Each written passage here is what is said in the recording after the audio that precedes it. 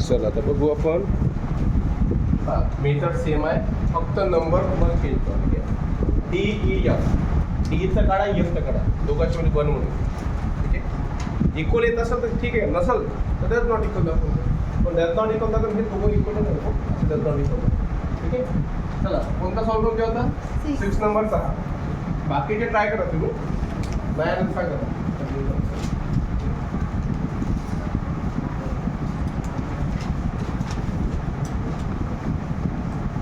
6 number काय? 6 number A -4 A दिला तुम्हाला -2 पाय आपण 2 आणि घेतला आपण n किती आहे? 4 कमा 1. लाईन ड्रॉ केली ती संबंध Aला म्हटलं मी x1 y1, Aला म्हटलं मी x2 y1, हा घेतला आपण x3 y2. सपोज करा x1 -4 आहे, y1 भेटला 4, x2 भेटला -2, y2 मिळाला 5, x3 आहे 4, y3 आहे 5. तर पहिले स्कोप काढा एकीचा, नंतर ES. Scope of E, scope of E काय म्हणतो सांगा? y2 - y1 divide by x2 - x2. तो y2 - y1 divide by x2 - x2. हाँ, y2 किती आहे? 5 आहे, y1 किती आहे? x2 -2 हाँ -2. तर क्रॉस प्रोडक्ट करायचं आहे, काय त्याला क्रॉस प्रोडक्ट 2 × 4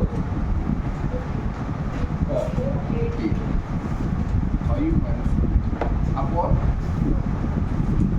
हा माइनस प्लस झाला, -2 प्लस 5 - 8 -3 अपॉन डिवाइडेड हा 2 खाली आता -3 अपॉन 2 खाली आला आहे. 2 × 2 4 -3 अपॉन. सगळ्यात महत्त्वाचं आपण कोणता क्वेश्चन आपल्याला असं तुम्हाला पहिले क्रॉस प्रोडक्ट करायचा आहे, सबट्रॅक्ट करायचा आहे, खालचे कॅल्क्युलेशन करायची गोष्टी. हा डिवाइडमध्ये आहे ना, हा खाली दोघांचं नाव. तर आता काढू आपण scope of K. Scope of K formula y2 - y,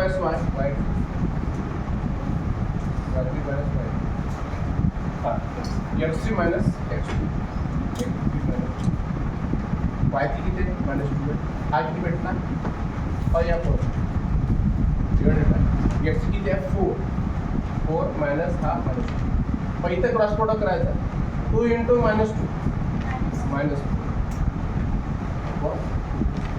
plus plus झाला 4 प्लस. हा भेटला -9 आपण साइन सेम आहे का? ॲडिशन होतो, जो साइन सेम आहे तो घ्या सोबत. हा भेटला 6. हा 2 खाली आला, 2 × -9 अपॉन. दोघांना एकाच नंबरला डिवाइड होते का?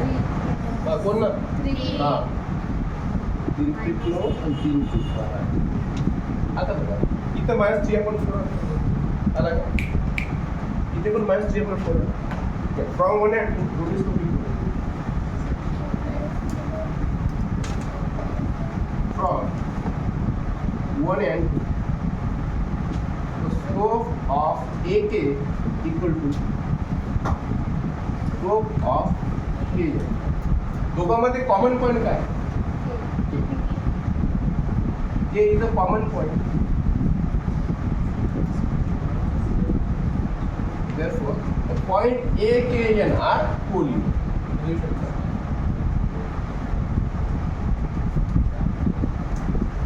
Point A, K, N are. Hard ना एकदम सिंपल आहे, एकदम सिंपल आहे. सगळ्यात महत्त्वाचं कॅल्क्युलेशन पार्ट फॉर्म्युला बनवता आला पाहिजे बस. ओके, बाकी सॉल्व करा तुम्ही, लक्ष द्या. हा क्वेश्चन नंबर 4 प्रॅक्टिस 5.3. आज ट्रायंगल घेतला तिथे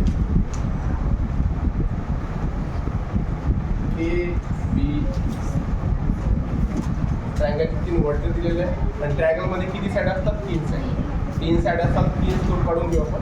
त्याला म्हटलं मी x1 y1 हा घेतला मी x2 y2 हा घेतला मी त्याच्यामध्ये कॉमन घेऊन देतो. हा 1 - 1 b भेटला तुम्हाला 0 4 सी भेटला -5 आपण सगळ्यांचं 5 एवढा लक्ष द्यायचं. आजची सपोज x1 ला 1 y1 ला म्हटलं तुम्हाला ओके x2 भेटला की 0 y2 भेटला की 4 x3 भेटला मला -5 y3 भेटला. तर आपण एबीचा स्लोप काढणार नंतर बीसीचा काढणार नंतर ट्रायंगलच्या प्रत्येक साईडचा आपला स्लोप काढणार. स्लोप ऑफ ई कोण सांगतो स्लोप ऑफ ईचा फॉर्म्युला बेटा y2 - y2 - y1 x2 - x1 y2 by 4 minus 4 x2 by 0 minus minus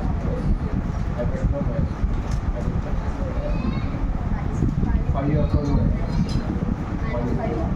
याला minus 5. आता BC चा स्लोप ऑफ